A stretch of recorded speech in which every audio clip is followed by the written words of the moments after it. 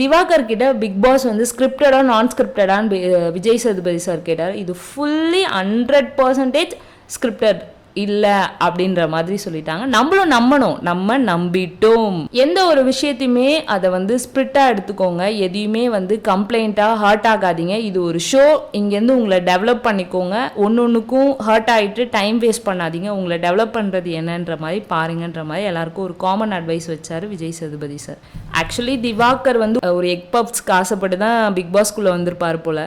அதெல்லாம் இல்லாமல் இங்கே வேறு மாதிரி இருக்குது. அதனால் அவர் ஓவர் ஆக்டிங் பண்ணி ஏதாவது ட்ரை பண்ணுறாரான்னு தெரியல. பாரு வந்து இதனால் கொஞ்சம் டிஸ்டர்ப் ஆகிட்டாங்க. எல்லாருமே வந்து என்னை ஏன் ஆக்டிங்னு சொல்கிறாங்க, இவங்க சொன்ன எந்த ஒரு இன்சிடென்ட்டுமே நான் ஆக்ட் பண்ணல, என்ன நானாக தான் காட்டினேன். பாருவை பொறுத்த வரைக்கும் எப்படி தெரியுமா, ஆக்சுவலி அவங்க மார்னிங் ஒரு பர்சன் கிட்ட ஒரு கான்வர்சேஷன் வைக்கும்போது அவங்க கூட க்ளோஸாக இருந்தால் அவங்க க்ளோஸ் கிடையாது. ஆஃப்டர்நூனே அந்த பர்சன் தப்பானாங்கன்னா திரும்ப இவங்களும் அவங்களுக்கு அகேன்ஸ்டாக மாறிடுவாங்க.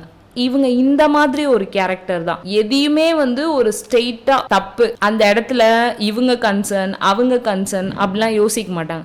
இவனை நம்ம கேப்டன் ஆக்கணும், இவங்க சொல்றத நம்ம செய்யணும், அந்த ஒரு பாயிண்ட்ல அவங்க நிக்கல. இது என்னோட அண்டர்ஸ்டாண்டிங். ஆனால் அவங்க ரொம்ப ஃபீல் பண்ணாங்க, எமோஷ்னலாகவும் டவுன் ஆயிட்டாங்க. இதுக்காக தான் நான் பிக் பாஸே வரமாட்டேன்னு சொன்னேன். என்னை எப்பயுமே மக்கள் வந்து தப்பாக தான் பார்ப்பாங்க. அவங்க வந்து இவங்கவுங்க சொன்னதை விட கிளாப்ஸையும் அவங்க மைண்டில் கன்சிடர் பண்ணிட்டாங்க. நம்ம அகாடமிக் கோச் வேறு நடுவில் காமெடி பண்ணிட்டு இருந்தார். பாரு நீ தான் டைட்டில் வின்னராக இருப்பேன்னு நான் நினச்சிட்டு இருந்தேன், உசுப்பேத்திட்டு இருந்தார். அயன் லேடி என்னை பாருடான்னு அவர் ஒரு சைடு காமெடி பண்ணிட்டு இருக்காரு. பட் பாரு இன்னமே அவங்க பிஹேவியரை மாற்றுவாங்கன்னு ஐ திங்க். ஆனால் சபரி ஒரு அட்வைஸ் சொன்னார், நீ ஆக்ட் பண்ணலன்னு உனக்கு தோணுதில்ல, அப்போ நீ அதை மூவ் பண்ணு, இந்த மாதிரி நிறைய விஷயத்த நான் ஃபேஸ் பண்ணியிருக்கேன்ற மாதிரி சொன்னார். எஸ் அஃப்கோர்ஸ் இன்னைக்கு தப்பாக தெரிகிறவங்களுக்கு நாளைக்கு நம்ம சரியா தெரியலாம். அதுக்காக நம்மளை மாத்திக்கணும்ன்ற எந்த அவசியமும் கிடையாதுல்ல. பார்க்கலாம் போக போக இந்த வீக் எப்படி இருக்குன்னு.